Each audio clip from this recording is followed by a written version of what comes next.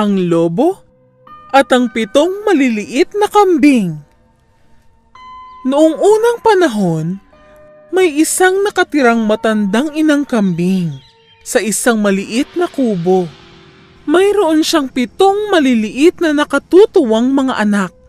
Isang malaki at masamang tusong lobo ang nakatira rin sa tabi ng kanilang maliit na bahay ay laging nagnanais na gawin silang kanyang pagkain. Isang araw, ang inang kambing ay kinailangang umalis upang kumuha ng pagkain. Kaya't sabi niya sa kanila, "Makinig kayong mabuti, mahal kong mga anak. Pupunta ako sa gubat upang makakuha ng masasarap na pagkain para sa inyong lahat.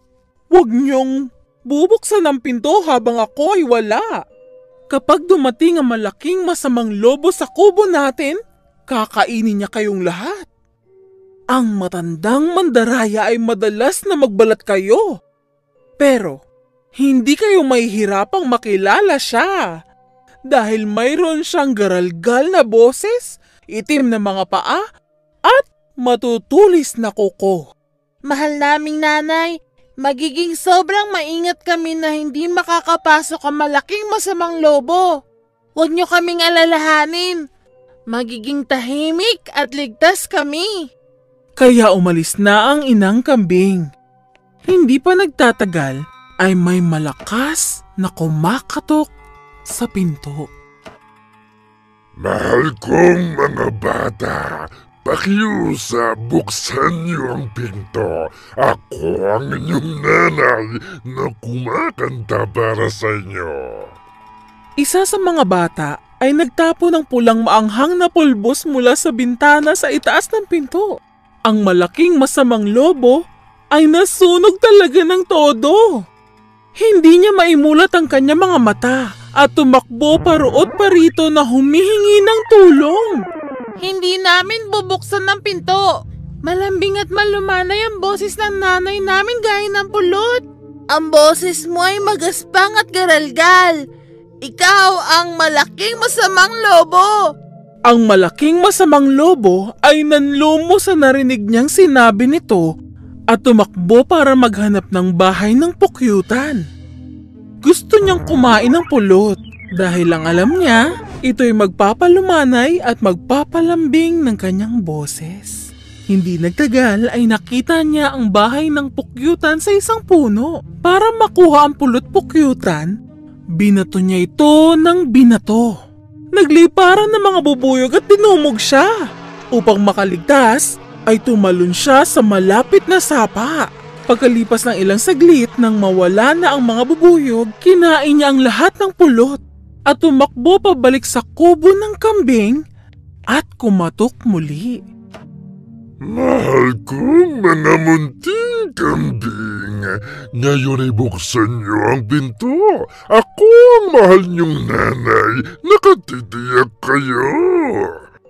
Kung ikaw ang nanay namin, ilagay mo ang iyong paa sa may guwang ng pinto para makita namin.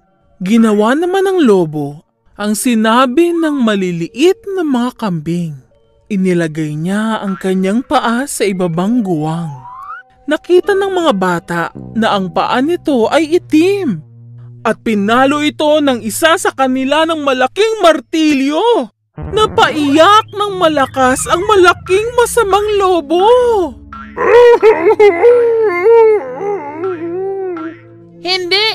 Hindi ikaw ang nanay namin. Hindi namin bubuksan ang pinto. Maputi ang mga paa ng aming nanay at ang sayo ay itim. Umalis ka na, malaki at masamang pangit na lobo. Nang oras na yun, ang malaki at masamang lobo ay lalong nainis. Kaya tumakbo siya pabalik ng baryo at nakita niya si Ginoong Miller. Habang papasok ng baryo, pinagbabato siya ng mga tao para itaboy siya palayo. Pero nagawa niyang maabot si Ginoong Miller kahit na siya ay nasaktan. Makinig ka, Ginoong Miller. Lagyan mo ng harina ang aking paa. At kung hindi mo gagawin, ay ngunguyain ko ang iyong mga bota. takot na takot si Ginoong Miller sa lobo at ginawa niya ang sinabi sa kanya. Pagkatapos ay pumunta ang malaking masamang lobo sa kubo ng kambing. Muli, kinatok niya ang pinto at sinabing, Mahal kong mga bata, ngayon ay buksan niyo na ang pinto. Ako ang nanay niyo ngayon, huwag na kayo masyadong makulit. Patingin ng paa mo. Takot ang lobo sa oras na yon na ilagay ang puti niyang paa sa may guwang na pinto. Inilagay niya ang nanginginig niyang paa sa pinto at napansin ng mga bata ang matutulis niyang kuko. Kaya ang isa sa kanila ay kumuha ng bitag sa daga at di nagtagal ay mistulang umiiyak sa sakit dahil sa bitag sa daga na umipit sa kanyang paa.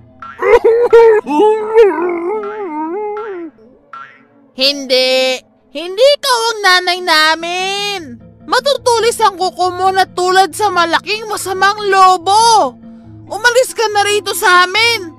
Ang lobo ay galit na galit sa oras na yun at hindi niya lubusang matanggap na mas matalino ang mga batang kambing sa kanya.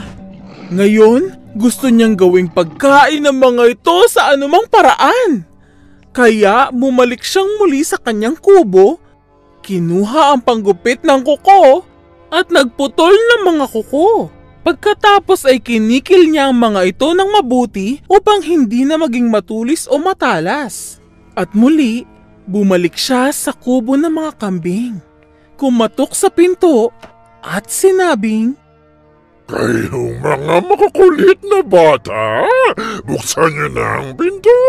At kung hindi, ngayon ay talagang siguradong mapapalo ko na kayo. Ipakita mo ang paa mo, nanay. Ibinaba niya ang kanyang paa mula sa guwang ng pinto. Takot na hindi niya alam ang susunod na mangyayari. Puti ang paa. Wala ang matutulis na kuko nito. At ang boses ay malumanay rin na gaya ng kanilang nanay. Kaya naisip ng mga bata sa oras na yon na ito na talagang kanilang nanay. At binuksan nila ang pinto. Maligayang pagdating, nanay. Nakauwi ka na rin sa wakas. Pumasok ang malaking masamang lobo at nagtakbuhan para magtago ang lahat ng mga batang kambing. Ang unang bata nagtago sa ilalim ng mesa. Ang pangalawa ay nagtago sa ilalim ng kama. Ang pangatlo ay pumasok sa pugon. Ang pang-apat ay nagtago sa ilalim ng palayok. Ang panglima ay umakyat sa may aparador. Ang pang-anim ay tumakbo sa ilalim ng labahan. At ang panghuli ay nagtago sa mataas na orasan. Hinuli ng lobo isa-isa ang mga ito. At kinain lahat, maliban sa pinakabunso na nasa may orasan. Pagkatapos ay lumabas ang lobo at nahiga sa lunti ang damo. Pagod at busog, siya ay inantok. Di nagtagal, siya ay mabilis na nakatulog. Nang dumating ang nanay na kambing sa kubo mula sa gubat, natagpuan niya na ang pinto ay bukas. At wala ni isa sa kubo. Ay nako! Bukas ang pinto! Anong nangyari dito? Ang mga mesa at upuan ay wala sa kanilang pwesto. Ang labahan ay nasira at ang kama ay nakataob. Nasaan na ang aking mga mahal na anak? Mahal kong nanay, andito ako sa mataas na orasan. Tinulungan ng nanay na kambing na makalabas ang bata. Di nagtagal ay nalaman niya kung paano kinain ng lobo ang kanyang mga mahal na anak. Pagkatapos ay lumabas siya ng kubo at nakita ang lobo na tulog sa damuhan. Habang pinagmamasdan niyang malaking masamang lobo, may nakita siyang gumagalaw sa tiyan nito. Buhay pa ang kawawang mga anak ko. Kailangan ko silang kunin. Kaya inutusan niya ang maliit na bata sa bahay na kumuha ng gunting, karayom at ilang sinulid. Nagmamadali niyang hiniwa ang tiyan nito ng gunting. at inilabas ng isang anak ang kanyang ulo. Pagkatapos, isa pang lumabas hanggang nakuha niyang lahat ng kanyang mga anak sa tiyan ng lobo. Pumunta ka sa sapa at kumuha ng mga malalaking bato. Sige po, nanay. Bilisan natin. Ang 7 maliliit na bata ay nagtakbuhan sa sapa at bumalik sila nang may dalang 7 malalaking bato. Inilagay nila mga bato sa loob ng masamang matandang lobo. Tatahiin ko ang lobo ng marahan na tahimik para hindi siya magising. Agad-agad ay natahi niya ang tiyan ng lobo.